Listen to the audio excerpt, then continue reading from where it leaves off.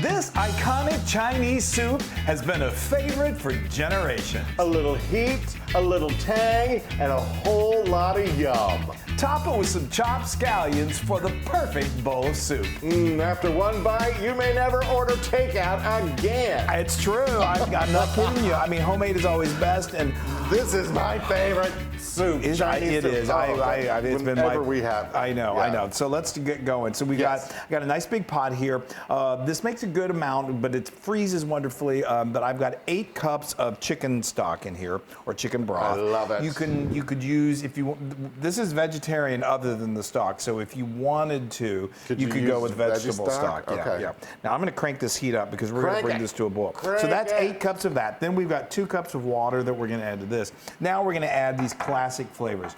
This is a 1/4 cup plus 2 tablespoons of light soy sauce. Don't confuse that with low sodium soy sauce. Right.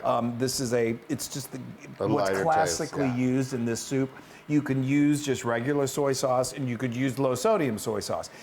You can find that light soy sauce. I've seen it in grocery stores around, but you can definitely find it at your Asian market or online. It's worth a trip to go to your Asian market. It's one of my favorite things in the world. Those are always fun. I love it. This is another similar item. This is traditionally used in this recipe. This is a 1/4 cup of what's called black vinegar, Chinese black vinegar. Again, that one is harder to find at your local store. Yeah, and that's where the tang comes That's in. the tang. Yeah. That's the tang. But if you don't have access to that, or you don't want to order it online, then you can use rice vinegar, which is easy to find. Now we're going to. I think some people even just use white vinegar, like regular vinegar. You could. You need something with some tang. Now this is where you're gonna have the amount of heat that you want. This is a chili paste that you can find anywhere.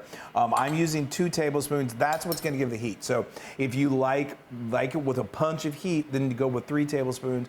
If you like it with very little, like I've always gotten this soup over the years. It's one of those, I prefer it over chicken noodle when I'm not feeling very well. Even when I have a stomach ache, it's something soothing, about it. and it's not hot, it's not spicy. But if you want to make it spicy, add more of the chili I like to paste. get my scalp a little tingly. I do too. I'm not opposed to it. So this gives just a little tingle. That right there is 2 teaspoons of sesame oil, which gives major flavor. Yeah. And then this gives just a touch of sweet. We've got 2 teaspoons of sugar, and then another classic seasoning is a teaspoon of white pepper. Let me get my whisk here. And like I said, we've got this cranked way up. I'm going to get all of these, get that white pepper nice and dissolved in there, and we're going to bring this to a strong simmer. And then we're going to add all this wonderful stuff. Add in the fun stuff. Oh, it already smells like it does. I love it so much. Yay. Oh, I could just smell this all day. So now you see that this has just come to a nice simmer. We're really bringing it to a boil. So now we're going to add in these other add-ins. Yes. The traditional We've got some bamboo shoots. We just got a can of bamboo shoots and cut them into little strips. These are easy to find. You find them in the Asian section of your supermarket. Shiitake mushrooms. These are awesome in this. That's 8 ounces of shiitake mushrooms that are pretty easy to find. We took the stems out and we sliced them. We did. We did do that.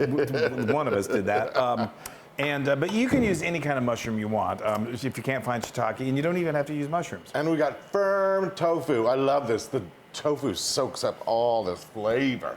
Make sure you get firm, and we just cut. It comes in a big square, like a block, and just cut it into bite-sized pieces. Basically, you kind of want all of the sizes to be relatively the same size.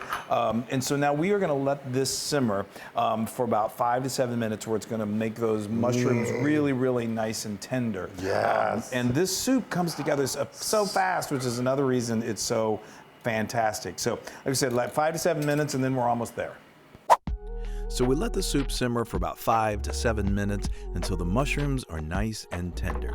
Now it's time to get that super velvety, delicious, hot and sour soup consistency. We do that with a cornstarch slurry, which is a 1/4 cup of cornstarch mixed with 6 tablespoons of water.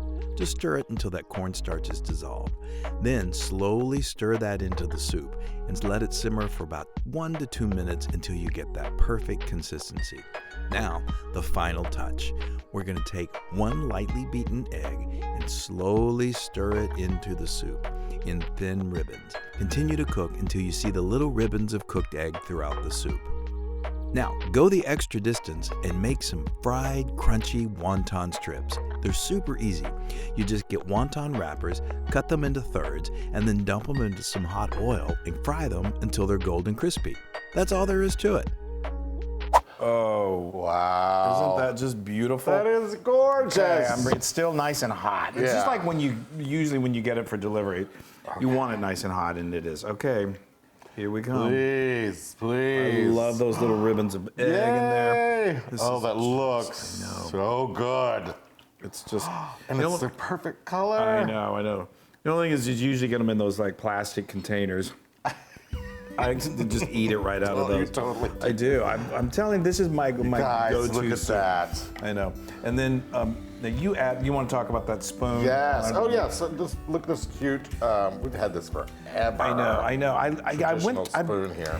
I love making a trip to my local Asian market, and it's not. It's a little ways, a bit of a drive, but it's worth it because it's so much fun. And they always have beautiful, like, plates and spoons and things like that. And I was like, we need more of those spoons. And I forgot to get some. Oh, Chris, I need to. No, I know. I will do some of these wontons first. Hold on, let me get this out of the way so you can get your bowl right where And then what we're going to do, just, I like to break them up. And then I've done it. We're going to add just a little bit of the scallions to your soup. That's optional, of course, but it gives a punch of flavor. Oh. That's gorgeous. I got to go in. I know. Okay. Oh, you guys, look at all that. Wow. See, these spoons really get a good amount. Oh, you're using that spoon? Yeah. Yes. Yeah, I know. That's good. Okay, ready? Yeah.